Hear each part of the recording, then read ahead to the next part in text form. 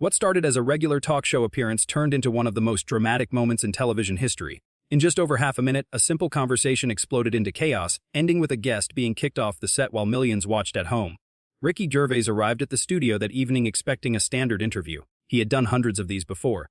The routine was always the same: talk about his comedy work, share some laughs with the host, mention his latest projects, and leave.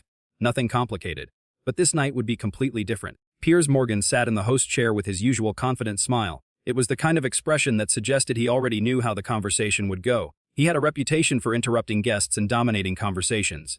But Ricky was not someone who got nervous easily. He had hosted major award shows where he made fun of the biggest celebrities in the world. A talk show interview was nothing new to him. At first, everything seemed normal. Piers asked basic questions about Ricky's career, his comedy shows, and his views on cancel culture. These were standard topics that most interviewers brought up. Ricky answered honestly and added his usual humor. The audience laughed. Everything appeared to be going smoothly. But then Piers started pushing harder. This was typical for him. He would ask a question and then talk over the answer. He would make a statement and then act offended when someone disagreed. Tonight, he was particularly aggressive with this approach. "You know what your problem is?" Piers said, leaning forward in a condescending way. "You think you're smarter than everyone else in the room." Ricky laughed genuinely. The irony was obvious. Here was Piers Morgan, a man known for interrupting his own guests to hear himself talk, accusing someone else of thinking they were superior. "That's rich coming from you," Ricky replied, still smiling. "Mate, you've spent your entire career telling people what to think." The audience made that collective sound people make when someone lands a good verbal hit. Piers clearly did not like this. His jaw tightened and his eyes narrowed. He was used to being the one making clever comments, not receiving them. "I'm a journalist." Piers shot back, his voice getting louder. "I ask the tough questions. I hold people accountable. That's my job, right?" Ricky said slowly. "And how did that work out at that tabloid you used to run? Before all that phone hacking stuff came out?" The studio went completely silent. Ricky had just brought up something Piers definitely did not want to discuss. It was a controversial topic from his past that still made him uncomfortable. And Ricky knew exactly what he was doing. He was not just making random comments. He was targeting specific weak points. Piers shifted uncomfortably in his seat. "We're not talking about that," he said quickly, trying to take control back. "We're talking about you and your comedy." "No," Ricky said calmly.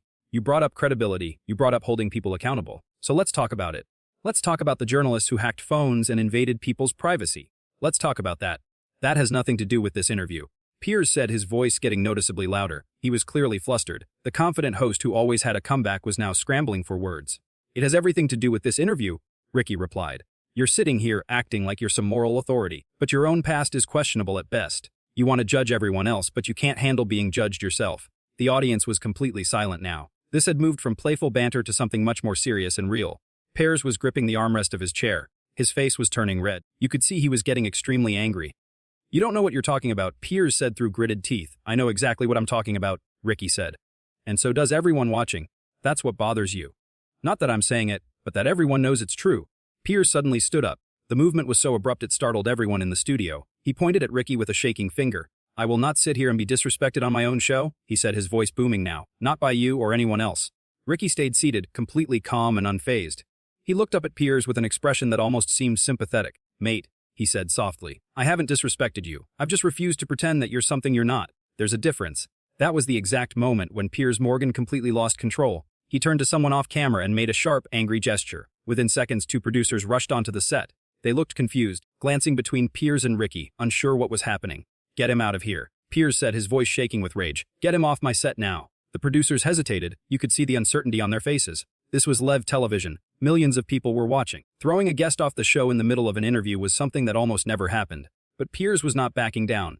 "I said get him out," he shouted. Ricky stood up slowly and brushed off his jacket. He did not look angry or upset.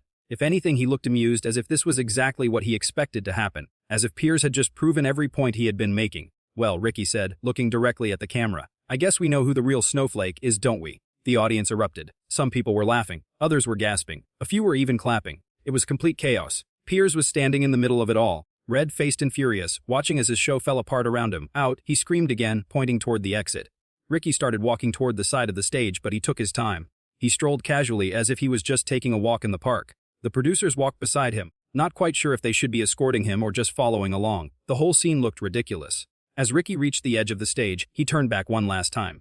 "Thanks for having me, Piers," he called out, his voice dripping with sarcasm. "This has been absolutely delightful." And then he was gone, off the stage and out of the studio, leaving Piers Morgan standing there alone, desperately trying to compose himself in front of a live audience and millions of viewers at home. Piers walked back to his chair and sat down heavily.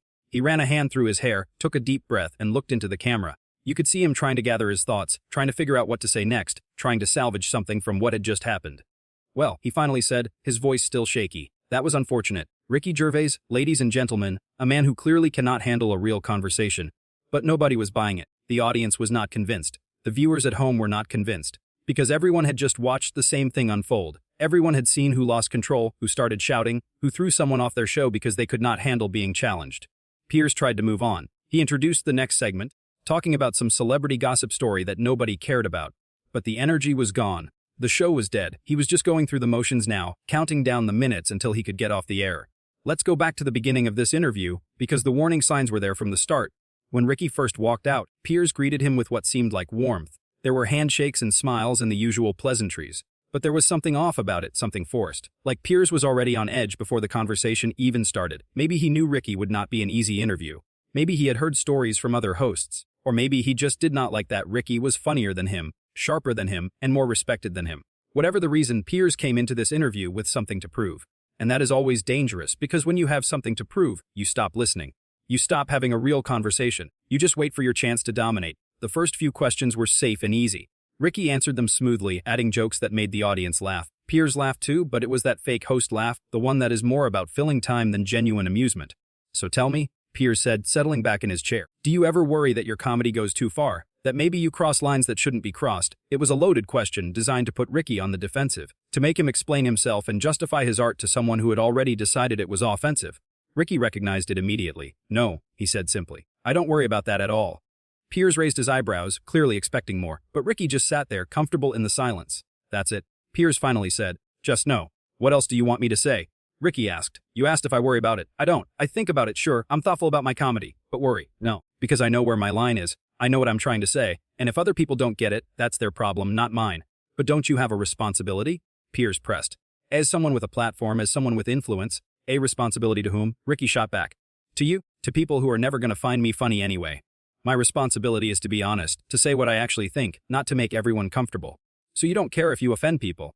I didn't say that. I said I don't worry about crossing lines. Those are two different things.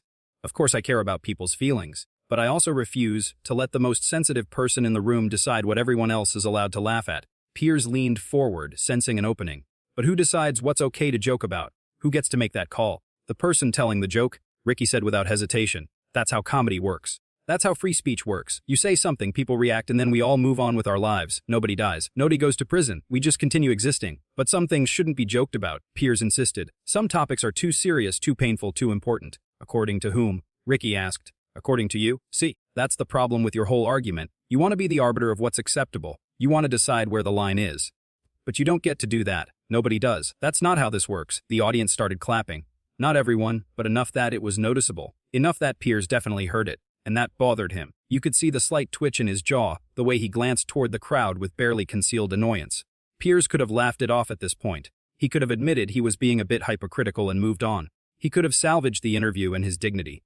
But instead, he doubled down. The difference, Piers here said slowly, his voice hard, is that I actually matter. I'm a real journalist. I've broken major stories. I've interviewed world leaders. You're just a comedian. Someone who tells jokes for a living. So when I block someone, it's because I don't have time for nonsense. When you block someone, it's because you can't handle criticism. The studio went absolutely silent. What Piers had just said was so arrogant, so dismissive, so blatantly disrespectful that even his own audience was stunned. You could have heard a pin drop. Ricky sat there for a long moment, just looking at Piers. And then slowly, a smile spread across his face. Not a friendly smile. A smile that said, game over, you just lost. You think you're better than me, Ricky said quietly. You genuinely believe that what you do is more important than what I do. That journalism, or whatever you want to call what you do, is somehow more valuable than comedy. It is, Piers said flatly. Comedy is entertainment. Journalism is truth. Truth. Ricky's voice was incredulous. You want to talk about truth? Let's talk about all the times you've been wrong. All the times you've printed stories that weren't true. All the times you've had to retract things or apologize. You act like you're some guardian of truth, but your track record is spotty at best. Everyone makes mistakes, Piers said defensively. Right. Everyone makes mistakes, including comedians. But when I make a mistake, I just told a bad joke. When you make a mistake, you ruin someone's life. You print lies. You destroy reputations. So maybe get off your high horse before you lecture me about the importance of what you do. Piers was shaking now with anger. His hands were clenched into fists. His face was bright red. How dare you, he said, his voice low and dangerous. How dare you come on my show and speak to me like this? How dare I, Ricky said, standing up now too. You're the one who invited me here. You're the one who started throwing insults. You're the one who said I don't matter. So don't act surprised when I push back. This is my show." Piers practically growled, "Mine. And I will not be disrespected in front of my own audience." "Then, maybe you shouldn't disrespect your guests," Ricky said calmly. "Maybe you should treat people with the same respect you expect from them." Wild concept, I know. This moment became more than just a dramatic interview. It became a cultural moment. It spread across social media. People analyzed it and debated it. It became part of the conversation. No matter what Piers Morgan said or did after this, no matter how he tried to spin it or justify it, this moment would follow him. This moment would define him. He had walked into this interview thinking he would expose Ricky Gervais as an arrogant comedian who could not handle real questions. Instead, he exposed himself as exactly what Ricky had accused him of being all along. A bully who only liked free speech when he controlled the conversation. A hypocrite who demanded respect while giving none. An entitled host who would rather throw a guest off his show than admit he might be wrong about something. And Ricky walked out of that studio and straight into legend. Because standing up to bullies, especially bullies with power and platforms, always resonates with people. It always feels like justice. It always feels like someone finally said what everyone else was thinking. That is what makes this moment so memorable. Not just that someone got kicked off a talk show. That has happened before. But the way it happened. The fact that the host so thoroughly proved his guest's point by losing control. The fact that millions of people watched in real time as someone's ego destroyed them. Piers Morgan wanted to be the star of this interview. He wanted to be the one everyone talked about afterward.